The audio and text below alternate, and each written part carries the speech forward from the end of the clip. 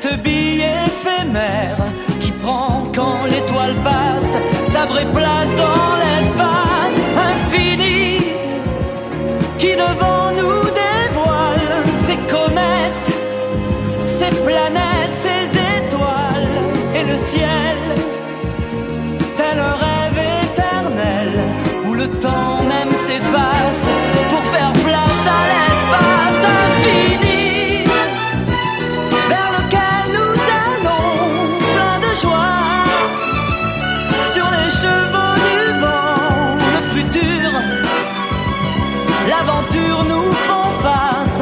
Laisse-moi te conter, il était une fois l'espace.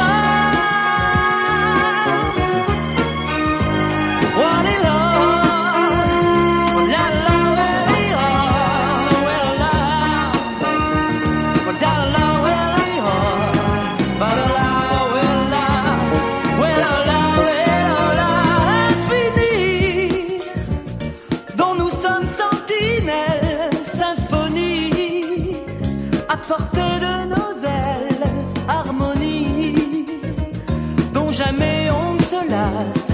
Tu verras, viens prends place, nous partons pour l'espace infini.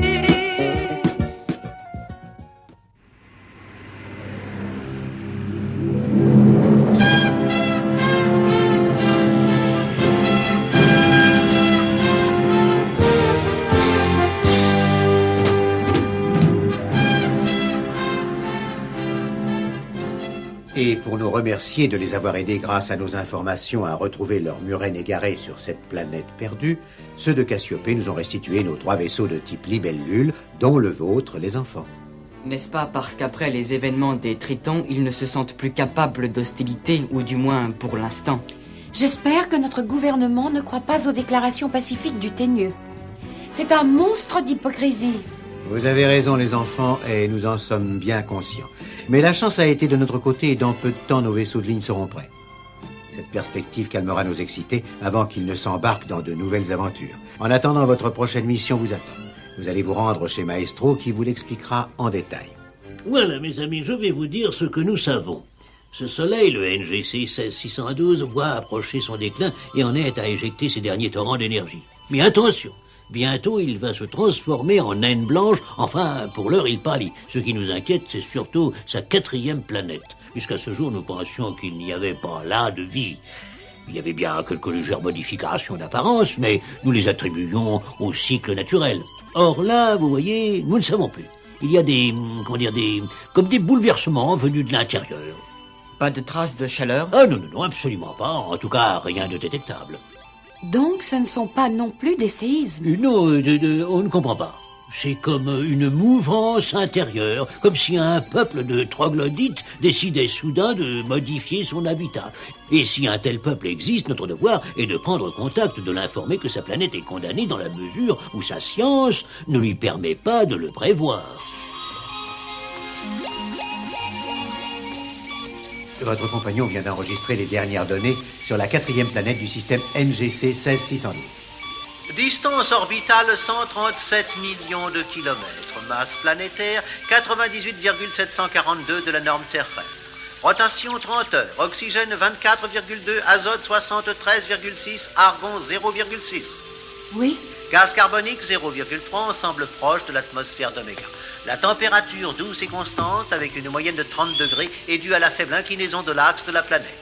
L'écologie du monde végétal pourrait être corrigée, semble-t-il, parce que nous pourrions appeler...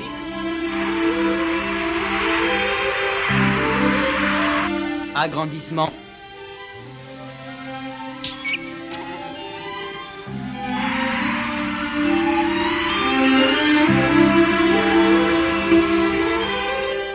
Nous voici à pied d'œuvre. Ce paysage est exactement un de ceux dont l'apparition soudaine a inquiété Maestro.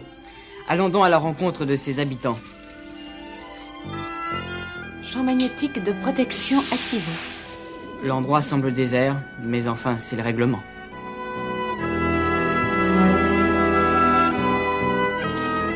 Il fait vraiment chaud malgré nos combinaisons climatisées. Allons vers cette muraille de verdure, là-bas.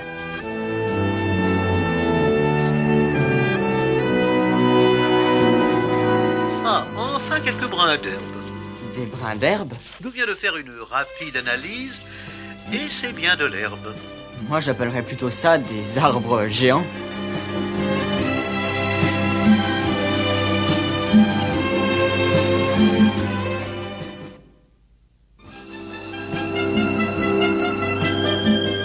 Quand même, quelle hauteur! Oh, vraiment, c'est incroyable.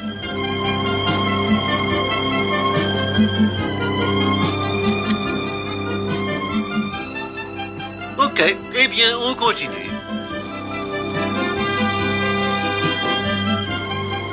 Nous avons oublié ce qu'était le vrai silence sur nos planètes.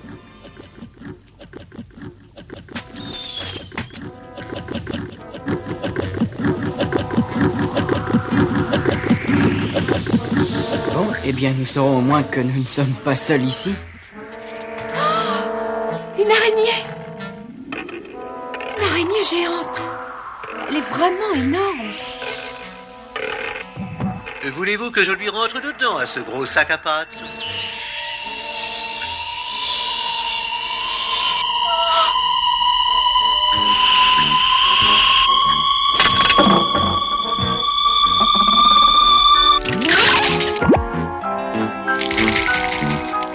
Elle a émis des ultrasons pour attirer la bête. Vraiment, c'est étonnant.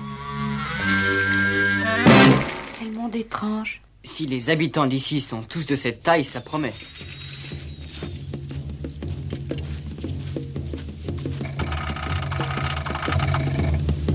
Oui,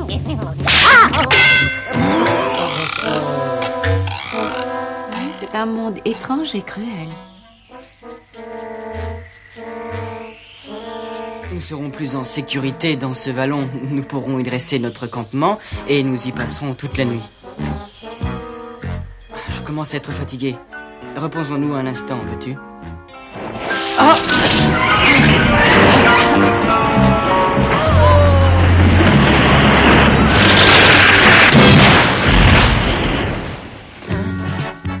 Je ne comprends pas. Enfin, comment est-ce possible? Cet arbre immense derrière nous et tout à coup, plus rien. On dirait un tour de magie. Oui, c'est à peine croyable. Avec une végétation normale, il serait possible que des termites puissent faire ça. Mais ici, tu imagines, avec des arbres d'une telle dimension, quelle taille il faudrait à ces bestioles? Attendez. À propos de termites, savez-vous que j'ai mémorisé de très intéressantes histoires? Entrepôt de nourriture vidé, maison qui s'écroule, meubles volatilisés.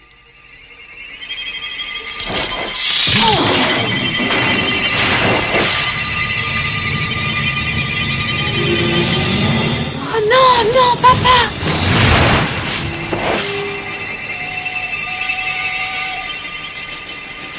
Le pont, il va s'écrouler! Qu'est-ce qu'il y a? Oh rien, ce n'est rien, j'ai dû faire un cauchemar. Cette histoire de termites me préoccupe. Ah, vous voilà réveillé. J'ai étudié la nature de ce sol. Bizarre, il faudrait l'analyser pour pouvoir...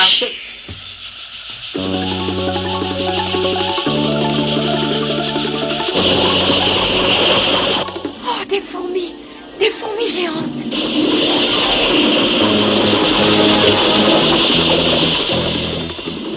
Des corps chitineux. Substance dont est constituée la carapace des insectes, des araignées, des homards et aussi la membrane de certains champignons. Il semblerait que la soupe primordiale de cette planète leur est particulièrement favorable. Hypothèse... Fuyons par là, vite!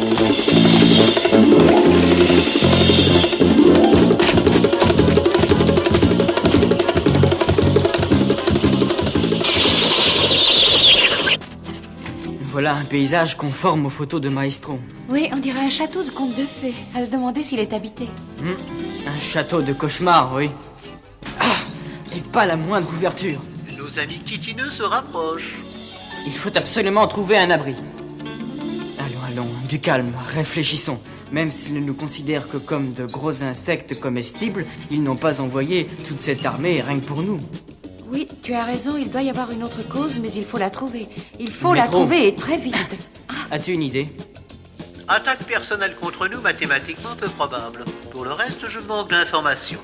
Vous m'envoyez navré. Je ne peux pas mieux faire. Désolé.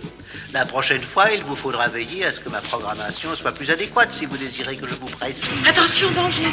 Nous sommes cernés.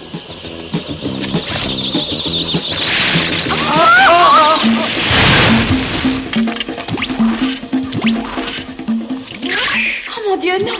Pierrot! Ah, je vous cherchais justement. Auriez-vous besoin de mes services?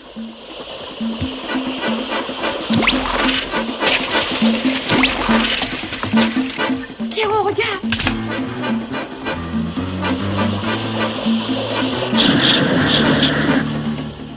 Nous sommes perdus.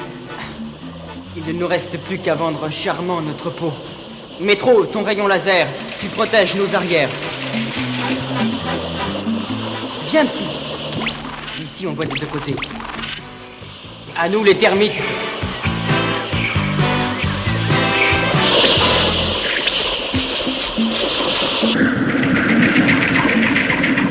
On dirait qu'ils nous protègent. Ils protègent aussi les leurs, mais dès l'instant où ils nous ont vu détruire leurs ennemis, les fourmis, ils nous ont considérés comme des alliés.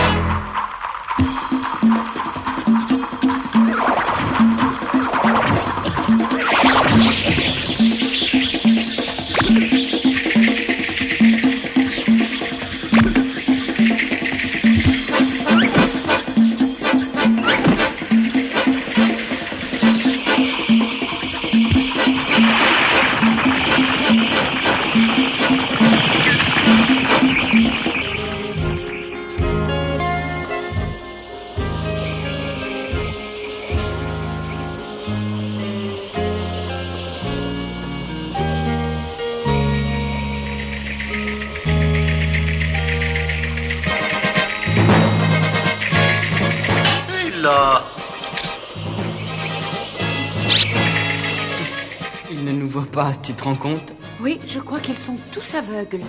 Et pourtant, ils connaissent notre présence et ils l'acceptent. Oh, des œufs! Des milliers, des millions d'œufs!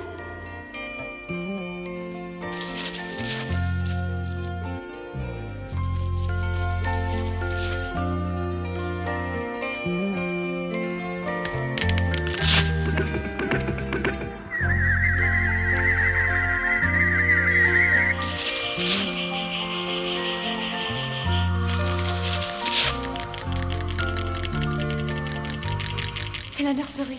Oh, il fait chaud. La température est entretenue en fonction des besoins des larves.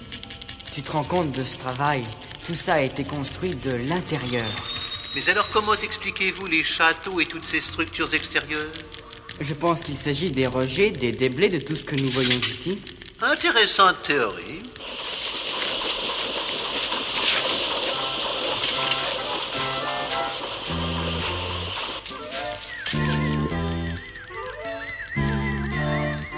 Tiens, regarde, tout ça, c'est leur stock de vivres.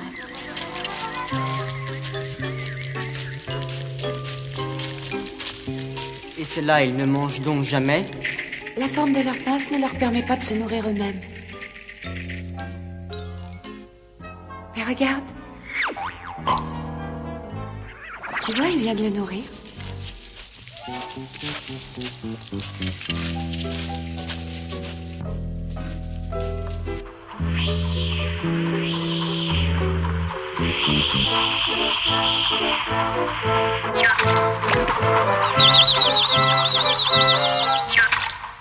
Oh, grand Dieu, c'est la reine.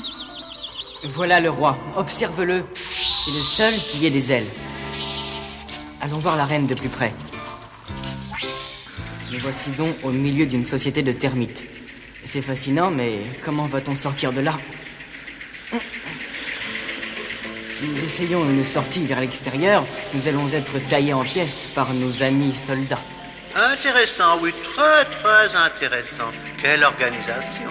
On dirait qu'ils sont programmés par un ordinateur pour faire des tâches efficaces. Programmés?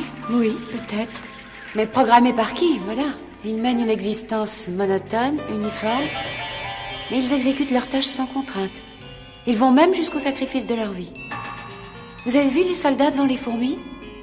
C'était un peu comme s'ils obéissaient à une volonté supérieure, ou bien à une programmation supérieure. Ah, j'avoue que je ne saisis pas très bien. Aimeriez-vous que je vous donne un petit cours? Il semble que ces charmantes bestioles remontent à l'ère primaire, période permienne. Voilà de cela quelques petits 250 millions d'années. 100 millions d'années plus tard, avec un peu de chance, les termites ont eu pour copains les premiers dinosaures. Ils ne supportent que le climat tropical. À moins de 20 degrés, ils dépérissent. Exposés au soleil, ils dépérissent. À plus de 36 degrés, ils dépérissent aussi. Avec la mort de leurs bacilles, les protozoaires, pour être plus précis, qui assurent leur digestion et peuvent atteindre la moitié de leur poids. On dénombre plus de 1000 sortes de termites, dont les plus répandues sont les Thermbellicosus, les Incertus, les... Bon, écoutez, alors si ce que je vous raconte vous ennuie, vous me le dites, surtout, hein? Un culte, ignare, béotien, oh...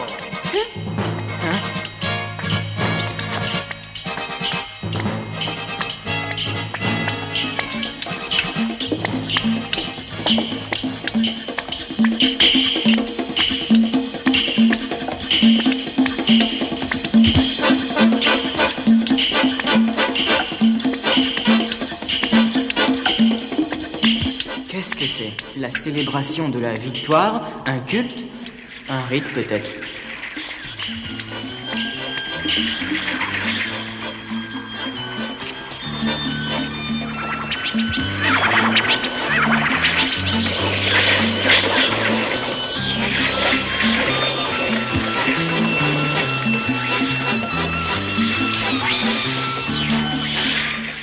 Voilà sans doute la solution pour sortir d'ici. Oui, mais les fourmis seront moins amicales avec nous. Allons-nous-en, nous devons trouver une issue. Je commence à en avoir assez. Métro, quelle est notre orientation? Nord-nord-est, nous devons être exactement sous la forêt. Donc dans la bonne direction. Il faut absolument qu'on sorte de là. Ah, ils reviennent du marché dans la forêt, comme c'est intéressant. C'est moins intéressant pour les arbres qu'ils vident de leur substance. Ils peuvent détruire ainsi et digérer des forêts immenses. Tout ça c'est bien gentil, mais nous sommes bel et bien prisonniers. Il faut faire quelque chose. Eux naissent, vivent, se reproduisent et meurent sans jamais apercevoir le jour. Pas nous. Nous n'avons pas encore exploré ce côté-là. Nous devrions aller voir.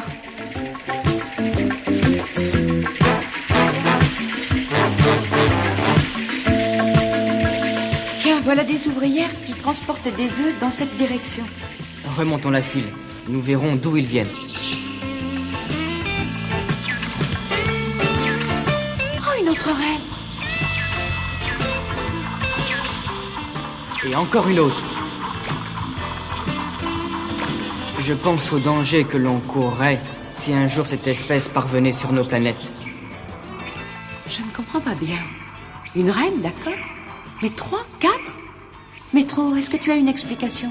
Si j'ai bien analysé la situation, nous assistons à une hypertrophie de l'instinct de vie face au danger de mort. Se sentant menacés, ils se hâtent de procréer. Voilà. Déjà dans la préhistoire, le cas s'est présenté avec les humains, notamment en 1300... Métro, allons, je t'en prie. Oui, bien sûr, maintenant je comprends. C'est évident.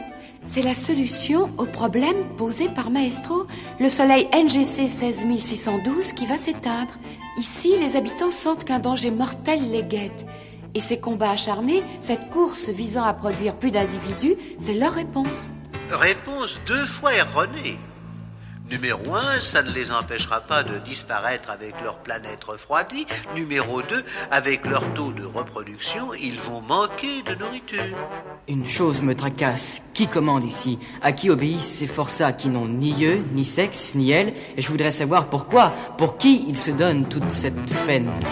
Un esprit supérieur qui grouperait toutes ses fonctions individuelles pour l'unité de l'ensemble, comme le ferait un corps humain au bénéfice de ses composantes. On peut appeler cela harmonie préétablie comme Leibniz ou volonté comme Schopenhauer, ces vieilles barbes de la préhistoire, ou encore selon les penseurs plus modernes, et allez donc, un culte ignare et pressé. Tu as raison, Métro, tout fait penser aux fonctions d'un ensemble cohérent qui aurait la fièvre. Une police contre les intrus qui, comme dans un corps humain, agit pour le bien de l'individu, sans qu'intervienne son intelligence. Sauf qu'ici, tout est géant et sans aucune proportion. Bien, nous sommes dans un corps géant, admettons. Nous sommes tolérés, admis, mais prisonniers de ses limites. Et pour nous, faire une brèche dans ce corps pour en sortir va devenir une question de vie ou de mort. Patience, Pierrot, avant de nous comporter en ennemis. Une occasion peut se présenter. Nous avons encore nos armes et Métro.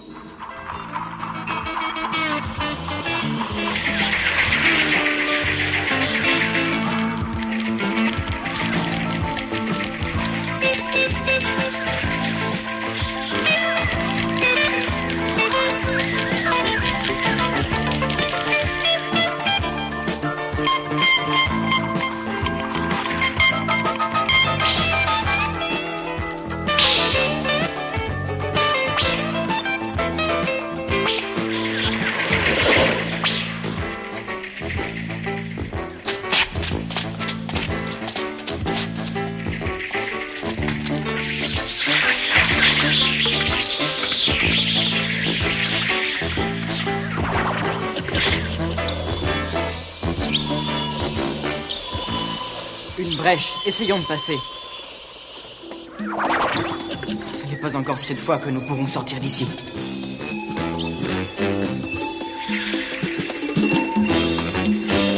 Oh, regardez!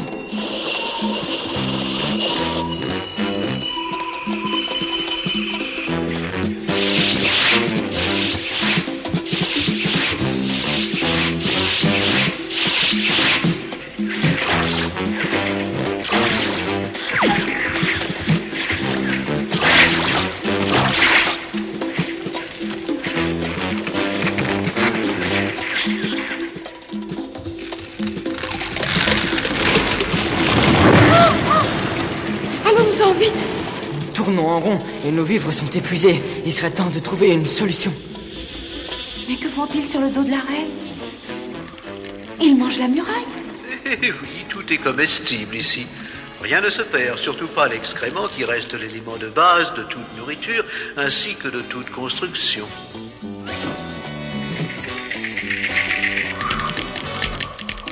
Oh, quelle horreur! Des cannibales! Non, des nécrophages serait le terme exact, car ils se sont assurés de la mort de leur congénère avant de le manger. Bon, moi je reste persuadé que si Métro braquait son rayon sur un point faible de la muraille, nous pourrions sûrement y faire une brèche et tenter une sortie. Oui, Pierrot, mais ce serait un acte d'agression que nous ne pouvons pas nous permettre, seulement en cas de danger imminent. Parce que nous ne sommes pas en danger, sans vivre, emmurés dans ce labyrinthe. Je suggère une exploration des parties hautes pour y chercher une issue. Mais dites donc, ils leur coupent les pattes? Eh oui.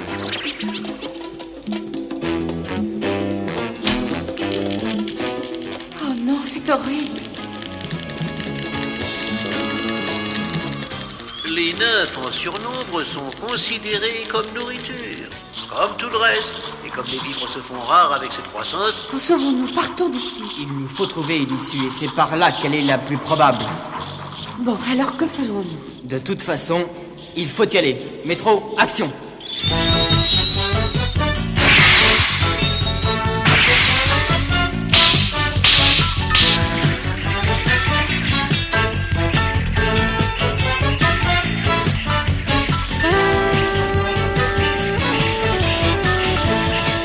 Bon, fini de plaisanter. Maintenant, nous sommes pour eux des corps étrangers qu'il leur faut éliminer. Métro, envoie ton rayon.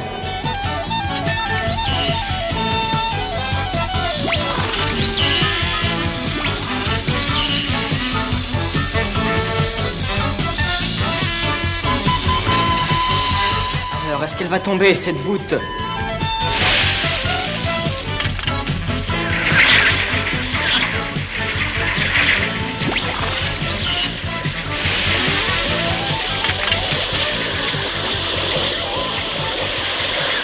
Ceux à poire sont encore plus redoutables. Et la voûte est à 10 mètres. Métro!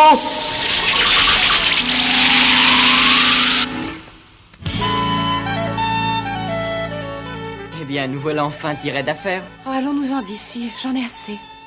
Ah non, ça ne va pas recommencer.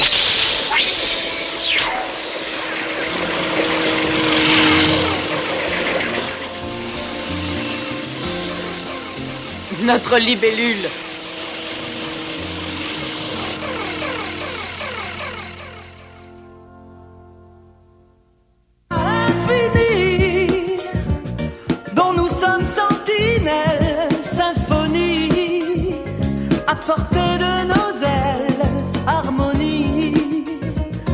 jamais on ne se lasse.